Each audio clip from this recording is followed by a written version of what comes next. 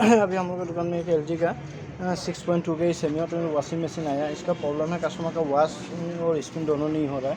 तो ये इसका देख सकते हैं हम लोग स्विच दिया जो प्राइमर का कुछ घूम नहीं रहा है, सोने के साथ से ये बैग हो जा रहा है।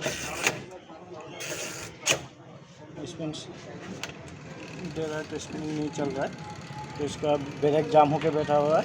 तो इसको भी खुलेंगे, खुल के इसका तो वॉश टाइमर फास्ट लगाएंगे, वॉश टाइमर लगा के चेक करेंगे। वॉश टाइमर देखते हैं बैग हो रहा है, कुछ साइड तक नहीं कर रहा है। कोई भी ऐसे वॉश टाइमर ये प्रॉब्लम देता है जब कस्टमर ये स्पिन टाइमर को अपने आप से जोर से घुमा देता है, तो इसके अंदर का स्पिन लॉक जो रहता है वो टूट जाता है। टूटने की वजह से ये प्रॉब्लम दिया हुआ है। तो इसको अभी देखा है हम स्पिन टाइमर को चेंज करेंगे, वॉश टाइमर को, और फिर मशीन को चला के चेक करेंगे। टाइमर का काट चुका है, काट के इसका निकालने का तरीका ये लॉक है। लॉक को हल्का सा स्क्रू ड्राइवर से प्रेस कर देंगे।